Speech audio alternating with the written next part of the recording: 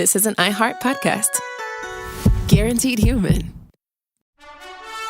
Friday. Kick off the Winter Olympics in style with the opening ceremony from Italy, featuring a special performance by Mariah Carey. Celebrate the greatest athletes from around the globe as they come together to go for gold. Lindsey Vonn, sensational! The opening ceremony of the Winter Olympics. Ilya Malinin. Redefining the sport. Friday at 8 Eastern, 7 Central on NBC and Peacock. Body Bags with Joseph Scott Morgan. There are two places in the U.S. that I want to visit, and not just visit, I want to stay. I want to stay for a couple of weeks and just kind of soak things in. And to this point in my life, I've never been able to. The first one is Maine. I've always wanted to go to Maine. I've always wanted to see it, to see if it is, in fact, as beautiful as I've imagined it to be. The rocky shoreline, you know, the evergreen forests that are there, the isolation, which sometimes is a good thing. The other place for me, though, is Montana. When I hear Montana and what people say about it, and the fact that the place actually has the title Big Sky, I've always wanted to go there, and I wanted to see it at night, to see if everything is true, that the clarity that you have when you look up into the sky and you can see the beautiful stars. But you know, Montana, still to this day, is a rugged and a dangerous place. Today, we're going to talk about a case involving a fellow who, at first glance, apparently met his end at the hand of something that was rather savage up there. And I don't mean the wildlife. I'm Joseph Scott Morgan, and this is Body Bags. My buddy Dave Max here with me.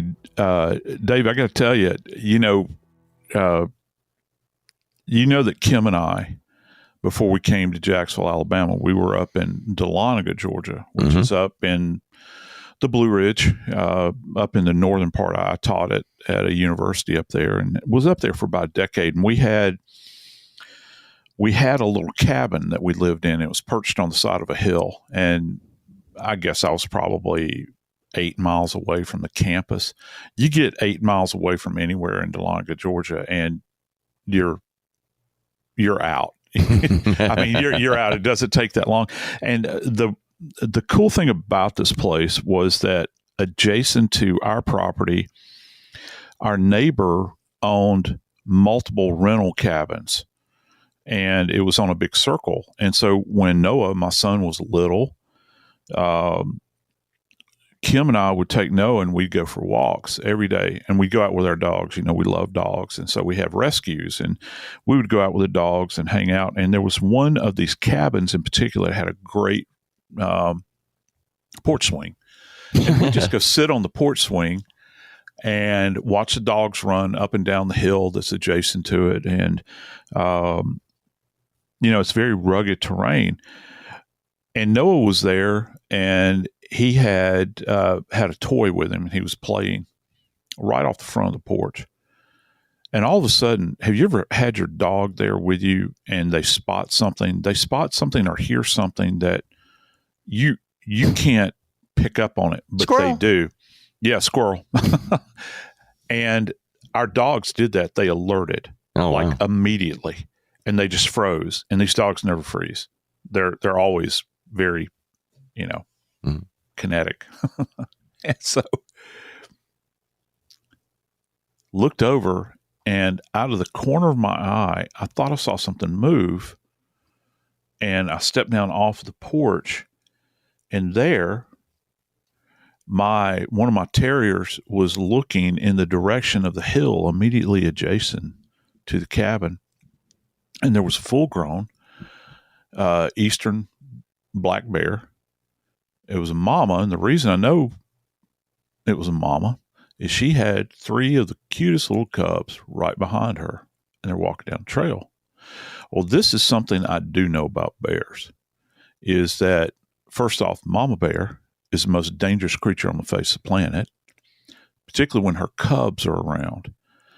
And all I could think of was that this thing is going to come after us. And it is literally, I don't know, probably 10 yards away from us from the edge of the porch. And they're going around the back of the cabin. And I looked over at Kim, and I remember saying, don't make any quick movements. Just sit right here. And of course, Kim says, what is it? What is it? And the dogs are creeping toward this. And I'm like, get up off the porch, grab Noah, and walk up the hill and around, trying to take the greatest circumference that you possibly can away from this. And she reared up, Dave. She reared up. You are talking about the bear, not Kim, right? Yeah, exactly. Now, Kim has reared up on me a couple of times, but this animal reared up. And I don't get scared very often by things. I didn't have a weapon with me. I'm just sitting there on the front porch, minding my own business. This thing reared up, and her cubs walked right behind her, except for one that stood there, Dave, stared at us, and it reared up. Oh, wow. And I'm thinking, oh, my Lord. There's always one. What are we going to do? What are we going to do? Well, I started making loud noises, flailing my arms about. Kim is like going up the hill with Noah. She's screaming at the dogs. The dogs are following, but they're still looking back over their shoulder, kind of like Lot's wife, I guess. But anyway, they're trying to get away. And all I could think about, I had this incredible terror that kind of grabbed hold of me at that moment in time. Right. Because I wasn't asking for it. I didn't go out and seek the bear. I'm not like one of these people. And I've seen this happen, particularly if we go to the Great Smoky Mountains, to the Smoky Mountain National Park. I've actually seen people approaching bears with cameras to take photos. They don't realize how fast they are. They think that they're this big kind of slow lumber. They're not. They can outrun a full-grown man. And they are dangerous, very dangerous. Generally, black bears, eastern black bears, are not, they're a bit more passive, but they're still dangerous animals. I don't think people appreciate that. So I've gone a long way around the barn to tell this story, because when you're face to face in that space with this animal, this is a wild animal. You're not at a zoo. This is their world. You're just kind of living in it. Mm-hmm. When the story came up and came across the wires that we're going to be talking about today on Body Bags, I thought, wow, this is something that you don't normally see. Right. You think about, you hear bear attack, and I've seen images before. As a matter of fact, I talk about it. I teach a class in forensic odontology at Jacksonville State, where I talk about bite marks and all these sorts of things, and I actually show injuries that have been generated by a variety of different animals. And the bear is always the most ghastly. I mean, it is absolutely horrible. Absolutely horrible. It's very disordered. It's random. It's vicious. People just get shredded by these animals. And so when I heard about this case and that it was an alleged bear attack, I knew that we were going to have something to talk about, brother. Well, it starts with a 911 call from a friend who, our victim is a 35-year-old man named Dustin. How are we going to pronounce his last name, Joe? Kjersem. Say it again. Kjersem. Okay. I think Dustin that's correct. Kjersem. And he is a man's man. I was looking up this because of the story and what we're being told. And you got a 35-year-old man. He's a father. But this guy is from Montana. And I'm going to tell you, when you're from Montana and you're a dude and you're going camping, I kind of picture all these guys like Paul Bunyan, I'm thinking, you already live, your neighborhood is probably like the great outdoors to me. I would be John Candy on the floor. I got to say this. He's not one of these Hollywood, California guys that have relocated to Montana. This guy is like, when you look him up, he's like the definition of Montana. Yep. You see. And this man's man, he has plans. He's going camping. And this is what I tell city people all the time. If you really want to know what it's like to go camping, one, you mentioned bears, Joe. Yeah. My daughter Hannah took Braylon, who is 9, to Gatlinburg, Tennessee area for fall break. They just came back the other day. And while they were there, they went to an area called Cades Cove, which is beautiful. If you've never, gorgeous, it's incredible. And while they were there, they saw a mama bear and her cubs out in the wild. They were in their car. And yet I'm listening as they're videoing this. And I'm like, in my head, roll your windows up. Roll your windows up. That's too close. Roll your windows up. And it's something they will learn as they get older. But I'm hearing my daughter talking to this wild bear like it's a puppy. And I'm going, baby, you got to learn. This is not they look sweet and all that, but this is not your pet. This is an animal. Granted, they're probably used to seeing people more than other bears in other parts of the country, but still a wild bear is a big danger. Oh, and boy, it is. It was just funny. And you see them. It reminds me of all those years that I was in South Louisiana, and I've actually been around people that for some reason they wanted to go close to the edge of the water if they saw an alligator in the water. And I've had this happen a couple of times. It happened to me actually on a golf course years ago, where when you play golf in South Louisiana, all of the little retention ponds that they have there, the water, we don't have many hills down south in South Louisiana. So when you think about these obstacles that they create on golf courses to, make it more difficult, water plays a big role. Mm-hmm. Well, if you have water down there, guess who's going to wind up in the water? You're going to have alligators. And I was always fascinated by people that would approach these things and without giving it a second thought. They show no mercy whatsoever. You are food or a threat. Right. And, I think more so a threat with a bear as opposed to food.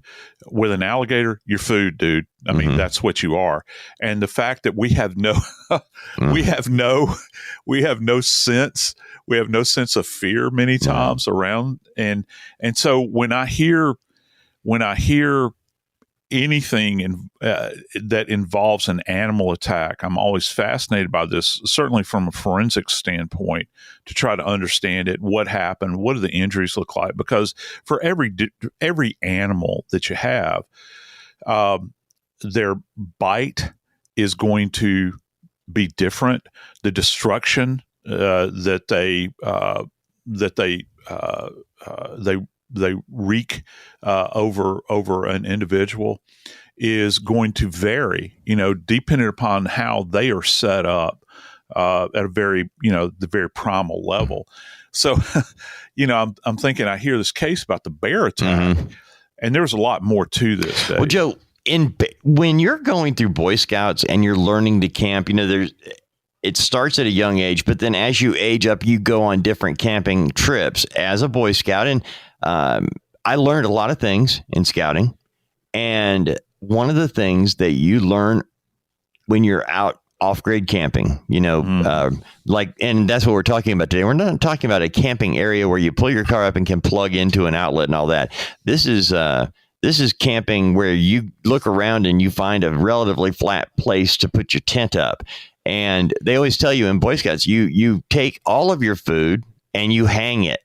Yeah. And by the way, that includes toothpaste. You hang anything that has a smell, and you hang it on a branch high enough up where it can't, because bears are attracted to this. You do not want a bear coming into your tent looking for your cookies. And knowing that and seeing the headline on this story that a 911 call comes in and the man says, I was supposed to meet my friend and he never showed up. So I went looking for him, found his tent, and I think he has been killed by a bear. There are so many things in that 911 call, or that we've been told. I have not heard the call yet. It hasn't been released. But what I have heard about what was said on that call, Joe, immediately my thought went to your discussion a couple of shows ago about the finder, the person who finds the victim. And I looked at what the finder said, what the person, the victim was doing, and you put all this together. And you're thinking, these people know what the outdoors is like. The finder and the victim, they know what it is to do real camping. They know what it's like to be in the woods. They know the type of animals that are out there to do you harm. And I'm putting all that into play as I look at this, and I'm thinking, bear attack, huh? When the sheriff's department gets out there, Joe, they take a look. They've been told bear attack, so they're thinking that. But they immediately start looking in the area. And what they don't find is any sign of bear activity. Yeah. And these people are, to be a law enforcement officer in Montana, and it was actually the wildlife game people, that made this assessment, but I think that even your regular deputy, that's on patrol out there, they encounter bears. I mean, that's the nature of living out there. And even they understand what to look for with bears. First off, you're going to look and see, one of the biggest things is obviously prints. They're very distinctive. When you see them, you're looking for what they refer to as scat, which is their waste, that's out in that area. And you'll get a sense, and many times with bears in particular, you'll see, I've seen this even with eastern black bears, where they will scratch on trees and they'll create these huge marks.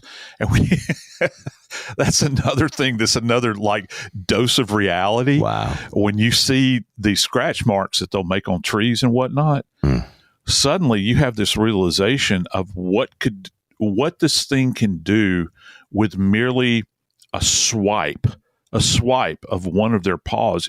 And you're talking about, and they have these retractable claws as well.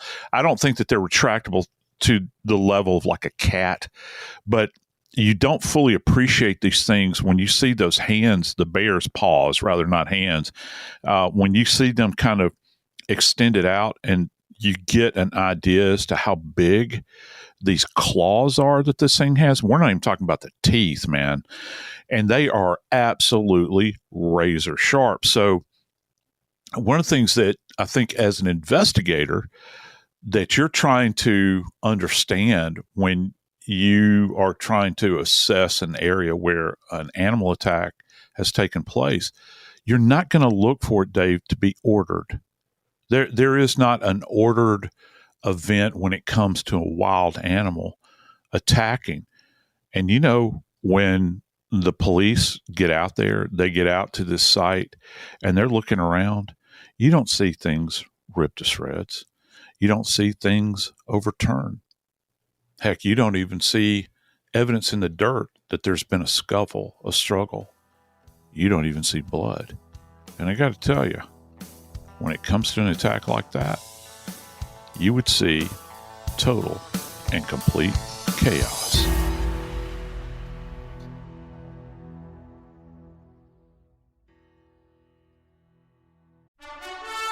Friday. Kick off the Winter Olympics in style with the opening ceremony from Italy, featuring a special performance by Mariah Carey. Celebrate the greatest athletes from around the globe as they come together to go for gold. Lindsey Vonn, sensational! The opening ceremony of the Winter Olympics. Ilya Malinin. Redefining this sport. Friday at 8 Eastern, 7 Central on NBC and Peacock.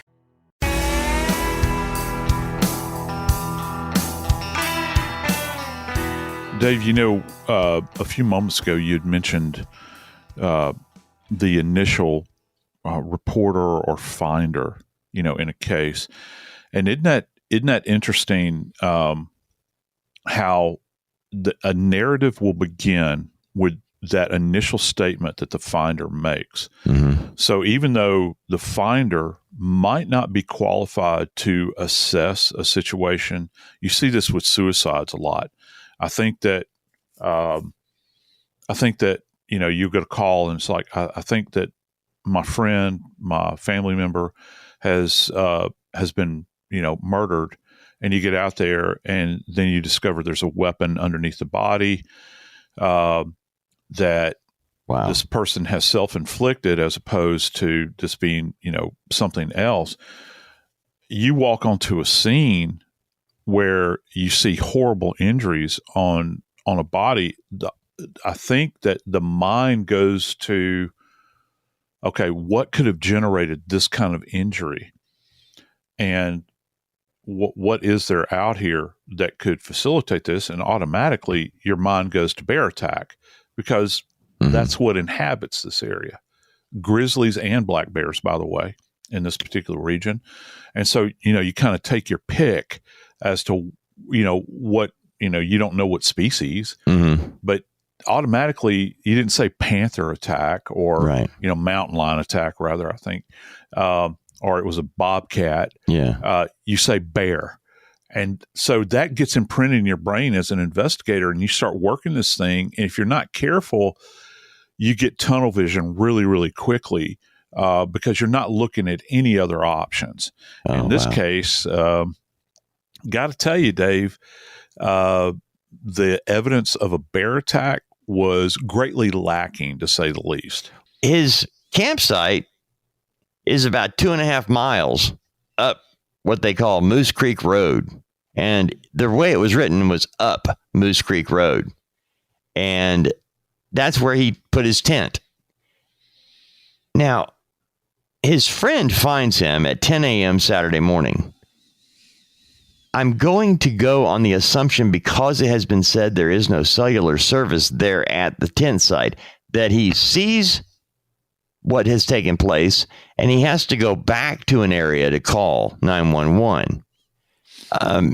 Knowing how these calls often go, the operator is asking you to give them specific information on site, but he wouldn't be on site making the 911 call. He would be away from it. So the things that the operator would need to know to pass along to law enforcement, they can't get. It's going to be, I saw this briefly, but I can't go check it now because it's 2.5 miles away or whatever. Yeah, but I got to, let's take a pause here and consider the environment that we're working in. We're looking at it, I think, probably from their perspective or from our perspective relative to being in maybe not a densely populated urban area, but populated, certainly populated compared to Montana, right? Like where we live, or if you're in Atlanta or Birmingham or Nashville or whatever. They adjust to this though, and so they're keen to it because this is the area in which they police. You can imagine some of these calls that a 911 operator might get up there, and you're saying, and they're giving you a reference. Well, it's where the big ledge is hanging over the dirt Didn't road. occur to me. I'm glad you pointed that out. Yeah, exactly. And so they're thinking about this, how, and they know where Moose Creek Road is, and they know that there's an intersection up there of, say, an adjacent road. I think that, and it's a spot that other hunters go to,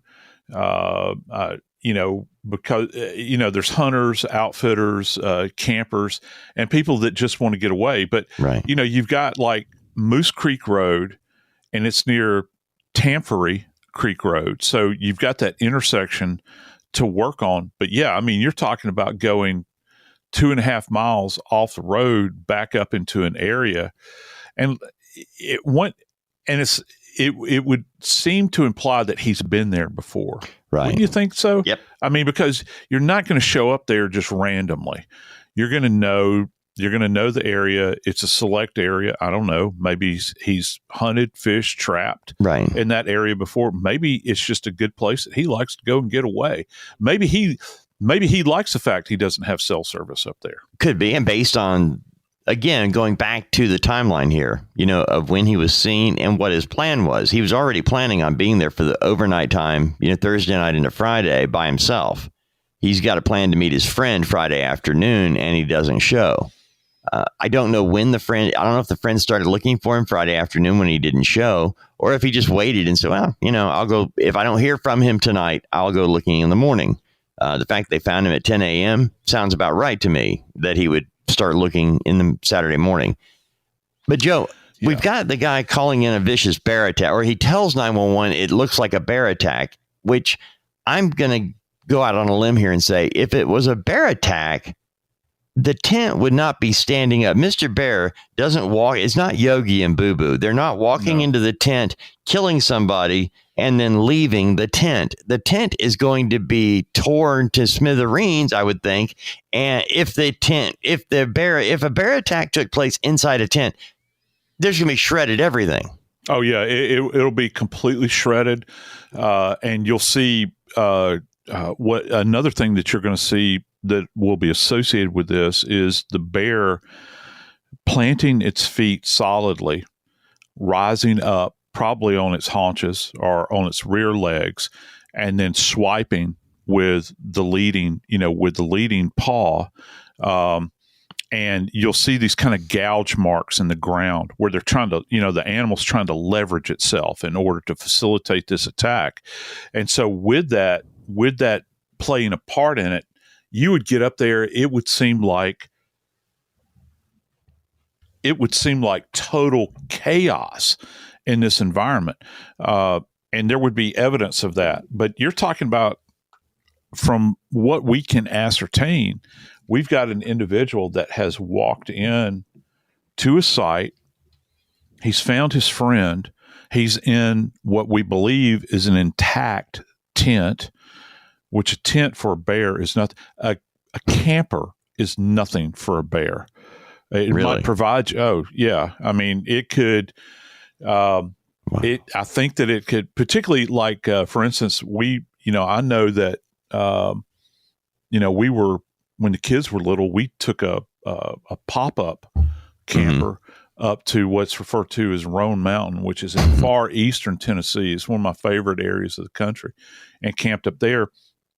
We had bears outside of our pop-up camper there with the kids in it. And you have not lived until you hear the sound of, first off, a bear blowing like that. And then here's the other thing that's really chilling, them sniffing. It's really, really loud. And we can hear it. You could hear it outside of our camper. So they'll rip things to shreds, and they're not ordered. It's not like you're going to show up at a scene and there's been a bear attack and everything is in. It's been staged in some way where it's very neat, and it's pristine, and you've just got you happen to have a traumatized body lying there with ghastly injuries, and there's no other evidence that this had occurred. Which is exactly what happened here. They got there and went, no way. I mean, they got to this campsite and said they're thinking bear, but there's something that you actually have taught me. And that is, every death is treated as a homicide until you know differently. Yeah. And as they're walking into this, on the one hand, they're going, okay, the guy said bear attack.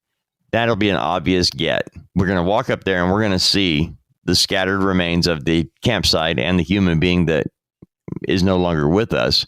And they get there and don't find that.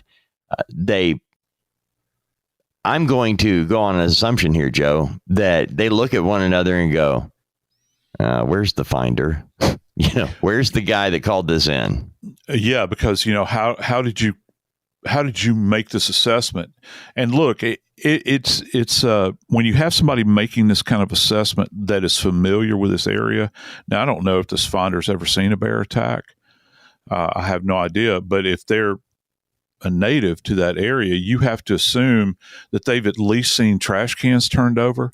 They've seen things torn open. And I have. I've seen a bear go through an area relative to food. You were talking about hanging food up. I've seen picnic tables that are overturned where they're just sniffing through that huge snout that they have. Their sense of smell is equal to that of a dog, if not more powerful, actually, because that's how they find food. It's not like they're necessarily hunting with their eyes. They're trying to catch wind of something where they can go, and they'll eat just about anything. They'll eat what they refer to as like carrion, the things that are left behind that are rotting.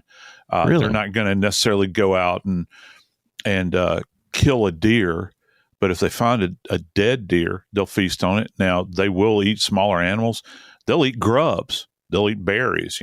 Bears famously eat berries. That's one of the things, you think about Yogi Bear, they're going to eat. They just want to eat. Think about the size of one of these things. Just think about the size of it. Mm-hmm. They're massive. All right. Right. We're talking 400-500 pounds. Dude, do you realize how much gasoline you got to have in the tank to power that thing? So it's a constant search for food. Always. And they'll go to any lengths to get it, particularly if they're trying to feed. Maybe they've got cubs. We don't know. So what is this? Are we talking about a single male bear that's walking around here that's just scavenging?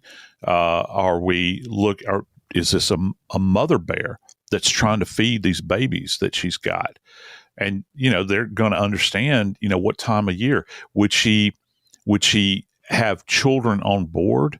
How old would would she have cubs on board that perhaps have yet to be born? Or does she have them trailing after her? All these things are going to come into play when you begin to assess this. And here's the key.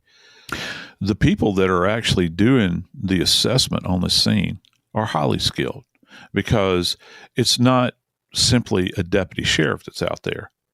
The clues were discovered by the wildlife fisheries officers that showed up, because there's one thing that they do know. They know about animal life, and they know what they're capable of.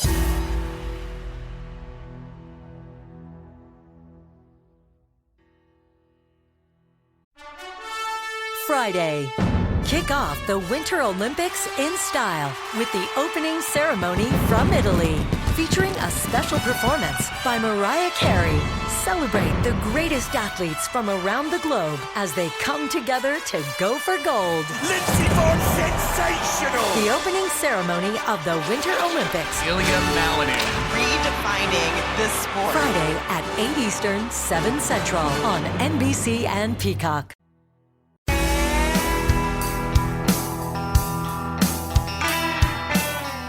Dave, am I right? Did they do a descriptor of the injuries that this young man sustained out there at the scene? Joe, they have. They actually have an autopsy report, but we haven't seen it yet. But they've referred to it, they being the sheriff and those involved in this investigation. They have referred to the autopsy report, backing up their assessment that this was not a bear attack. And Joe, what they have said, I want to get this right, okay? They don't know what sort of weapon was used, but they know it was something that was hard enough to cause significant damage. And according to Detective Captain Nate Camerman, the victim, Dustin, has multiple chop wounds. Chop wounds. That's the phrase used here. Chop wounds. I'm thinking axe, hatchet, tomahawk, chop. Watching ball games when they do the tomahawk chop. Oh, yeah. Or whatever. And I know that's all politically incorrect now to say something like that, but I mean, I don't care. I'm trying to figure out what a chop wound would look like. I've used an axe. I've used a hatchet on wood, not human beings, but on wood. And I know that sometimes it gets stuck and you have to wedge it out a little bit with using your foot. And so what are we talking about with chop wounds on a human being, Joe? Well, first off, when you strike someone with a heavy edged weapon, which if you're okay, let's kind of take it down the list here, we could think about a machete, okay, which is, people think a machete is kind of like a big knife, or it's kind of, some people might view a machete because it's got a hilt guard on it and everything is like a sword. All right. It's not. Machetes are created to chop with. And famously, they've been used all over the world, even in wartime, relative to clearing brush. If you're trying to, our guys in Vietnam, had machetes because the brush is so you're cutting, and it's a tool too. I mean, that you would use to cut sugarcane with, for instance. And it tires you out very quickly if you've never used one. Oh yeah, it is tiresome.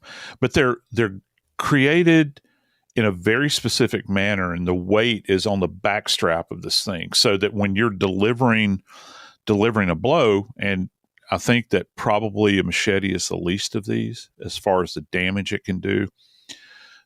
You're trying to direct that energy that is being generated as you swing this thing down. You've got top end weight. You've got a sharp leading edge.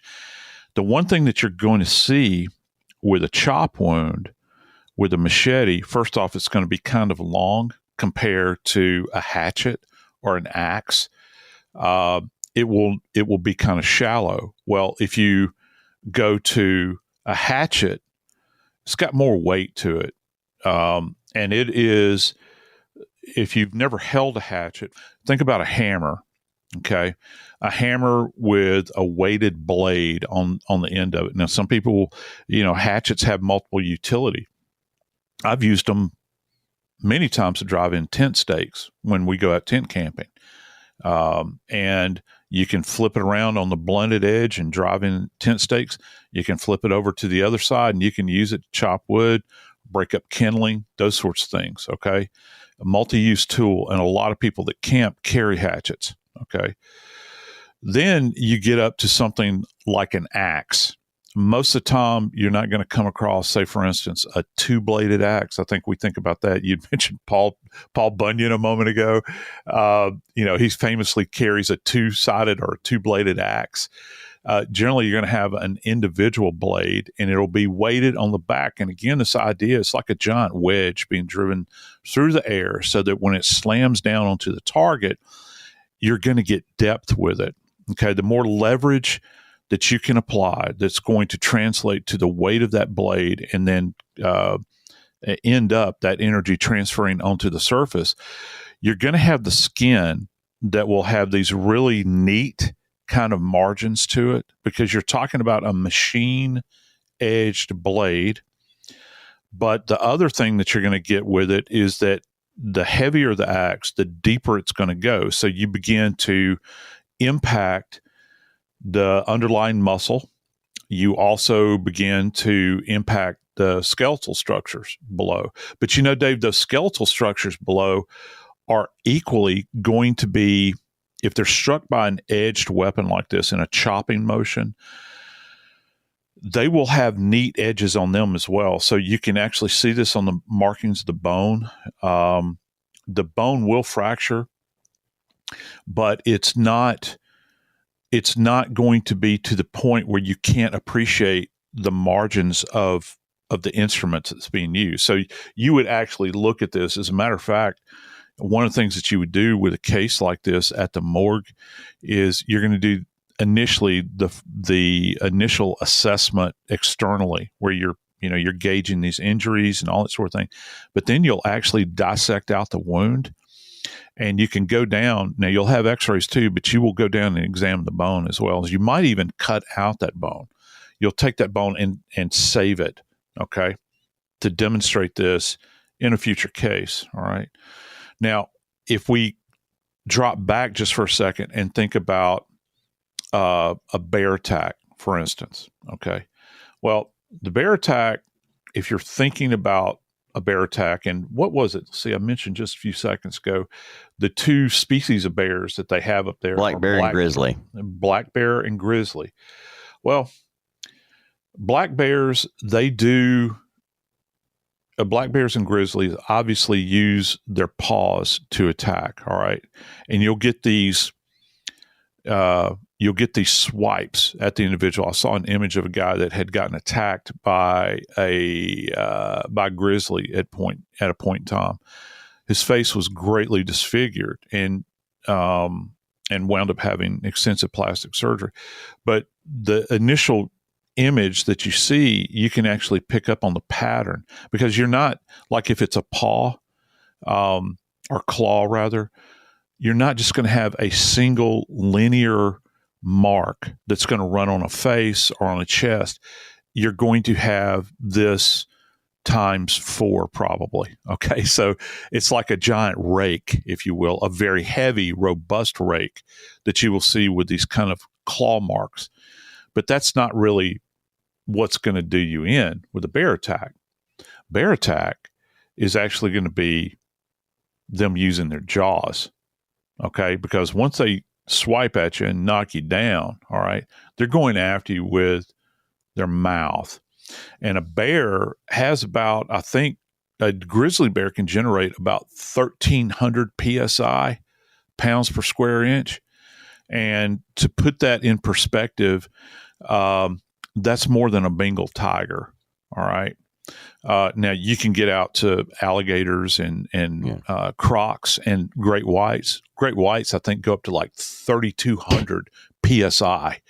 So, but what do you get when you have that kind of pressure directly applied to an area, particularly a bony structure? Well, I'll tell you what you're going to get.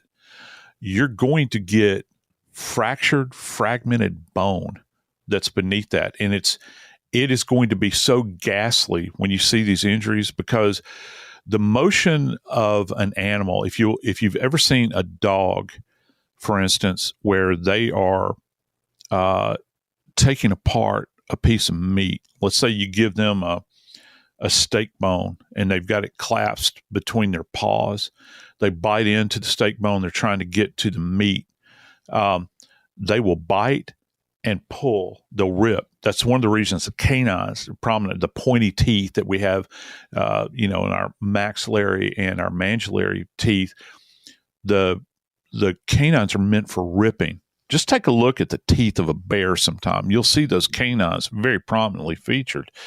And so they're trying to grab hold with their paws as they've got something pinned down. Then they bite into it and they'll turn their head and rip at the same time. This is very disordered, Dave. This is chaotic when you see these kinds of injuries, and a body would be covered with them. That's not what they're saying here, Dave. They're saying that these injuries, that in this isolated location, 2.5 miles from where his truck would have been, off the beaten path, back in this isolated area, somebody came after this guy with an instrument that he could be chopped with. And what they're saying is that, I can't remember the gentleman's name that gave the press conference, but he had mentioned specifically that these were chop injuries. And and the police officer that released the information, it's not him making this assessment. Dave, they took his body and had his body autopsied by forensic pathologists, I suspect somewhere in like Bozeman or whatnot. And they took his body and had it autopsied. You've got a forensic pathologist making this assessment, and they've documented every bit of this, Dave.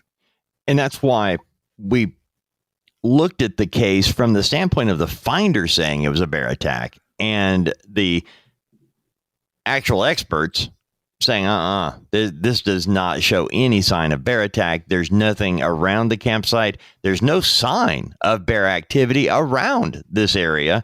Here's one other thing. I got to go back to the forensics real quick. Mm-hmm. Please do. I'm thinking about his body. Now, we know his body has been found inside the confines of a tent. Okay.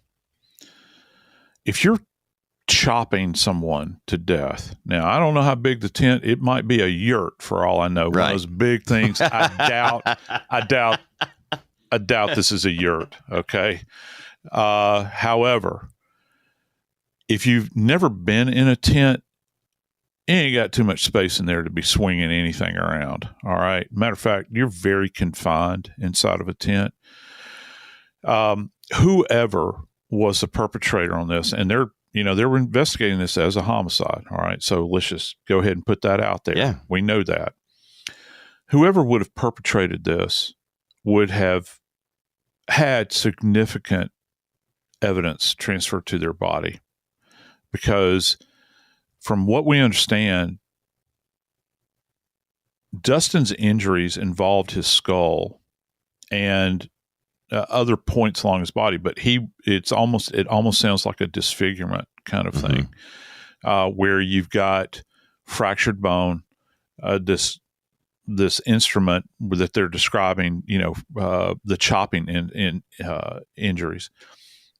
That's going to, particularly when it comes to the skull, that's going to crush the skull. So you're going to have a tremendous amount of blood. There might be brain matter, that sort of thing. Here's my question.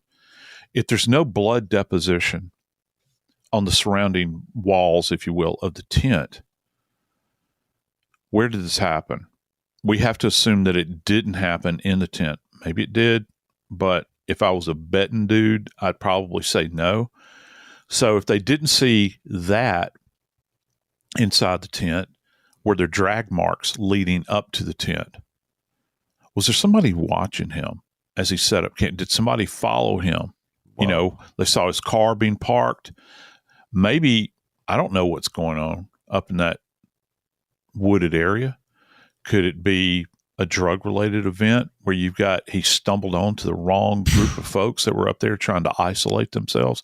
And that has happened in the past, where you just got somebody that's innocently walking through an area. It might be an area they're familiar with. Maybe they were engaged in nefarious activity and they did this. But when you begin to think about the brutality of this, we're not talking about taking, a 9mm pistol and merely shooting somebody.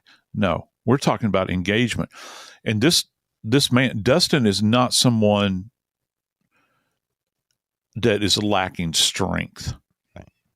This, as you said, he's a man's man. He works out. He's an outdoor kind of guy. Okay. He's building houses. He's not just building houses. He's building houses in Montana, dude. Right. He's very robust. All right. So the fact that he's up there and someone feels comfortable enough to attack this man, this is a dangerous individual that's floating around. I don't know who they are. And this goes to an idea of disfigurement, Dave. I mean, they're trying to ruin him. This is not just merely killing him. This is wrecking him to this point. So I don't know. We're gonna hold out hope that they're going to be able to track somebody down in Dustin's case, and maybe come back with information that's going to help solve this. The sheriff's office up there, by the way, has put out a couple of phone numbers, and let me throw these out there to all of our friends. The first one is area code 406-582-2121. And they're saying for urgent tips, that number is 406-582-2100. That's 2100. So any information that you might have in regards to this man's death, his brutal death, hoping that we can get some answers and try to understand what happened and get this person in custody that did this. It's going to be very important, because I don't think anybody's safe up there until this person's off the streets. I'm Joseph Scott Morgan, and this is Body Bags.